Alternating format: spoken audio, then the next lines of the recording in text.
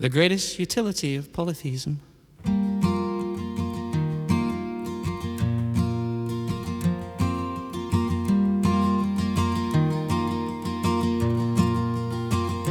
For the individual to set up his own ideal and derive from it his laws, his pleasures and his rights, that has perhaps been hitherto regarded as the most monstrous of all human aberrations and as idolatry in itself. In fact, the few who have ventured to do this have always needed to apologize to themselves, usually in this wise: not I, but a God through my instrumentality.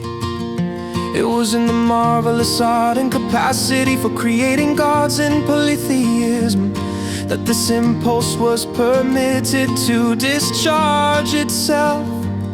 It was here that it became purified, perfected and ennobled, for it was originally a commonplace and unimportant impulse akin to stubbornness, disobedience and envy.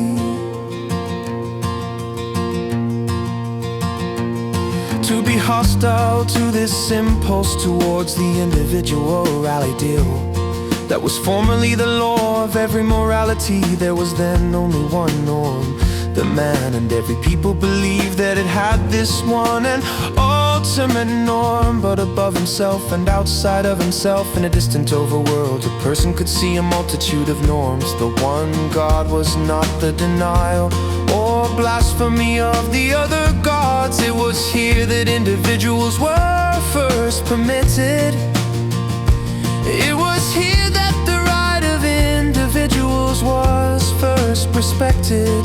The inventing of gods, heroes, and supermen of all kinds, as well as coordinate men and undermen, dwarfs, fairies, centaurs, satyrs, demons, devils, was the inestimable preliminary to the justification of the selfishness and sovereignty of the individual.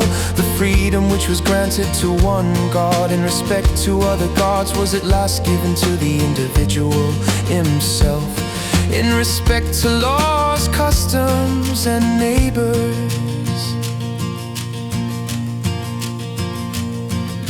Monotheism, on the contrary, the rigid consequence of the doctrine of one normal human being, consequently the belief in a normal God, beside whom there are only false, spurious gods, has perhaps been the greatest danger of mankind in the past. Man was then threatened by that premature state of inertia, which, so far as we can see, most of the other species of animals reached long ago, as creatures who all believed in one normal animal and ideal in their species, and definitely translated their morality of custom into flesh and blood.